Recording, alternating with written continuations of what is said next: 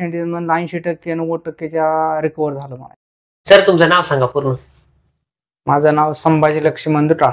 बरं काही साधारणतः किती दिवसापूर्वी आलती माझ्याकडे तुम्ही? मी 1 महिन्यापूर्वी आलो. 1 महिन्यापूर्वी आलती. हा. आता सरांचा थोडा प्रॉब्लेम मी सविस्तर सांगतो. सरांच्या कमरेमध्ये 4थ्या-5व्या मणक्यामध्ये सायटिकल नर्व कंप्रेस झालेली होती, त्याच्यामुळे त्यांना दोन्ही पायाला त्रास होत होता. सर कशा पद्धतीने काय काय त्रास होत होता? चालताना थोडा वेळ चाललं, एक 4-2 मिनिट चाललं की हात पायाला मुंग्या येत होत्या. मुंग्या आलं की असं वाटायचं की खाली बसावा, म्हणजे चलावं असं वाटत नव्हतं. भरपूर त्रास व्हायला लागला होता. किती वेळ चालायचा तुम्ही अगोदर? म्हणजे चालता येत होतं, पण ते ह्याने मुंग्याने असे पाय सुन्न पडल्यासारखं वाटत होतं. परेशान झालतो. म्हणजे साधारणतः किती वेळ, म्हणजे 5 मिनिट 10 मिनिट असं चालायचा काहीतरी टाइम असेल ना तुमचा? एवढा चालता येत होतं, नंतर मुंग्या यायच्या असं काय होत असेल?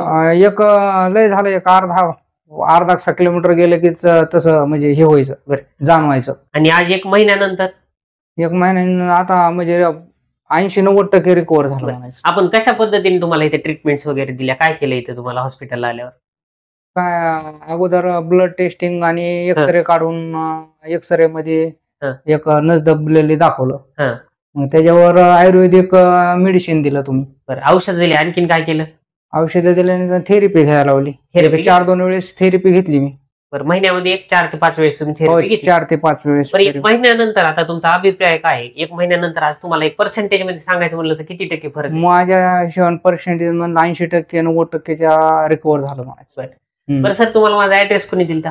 मी आपलं असंच ते फेसबुकला तुमचं जे सायंटिकाचं ते डायग्राम जे होतं का ते बघितलं. मग त्या क्वालिटीतच मला त्रास होत होता. म्हणजे जे कमरेपासून आहे का, ह्या दोन्ही पाठीमागच्या ज्या शिरा असतात त्या शिरा माझ्या सारख्या म्हणजे दुखल्यासारखं व्हायच्या.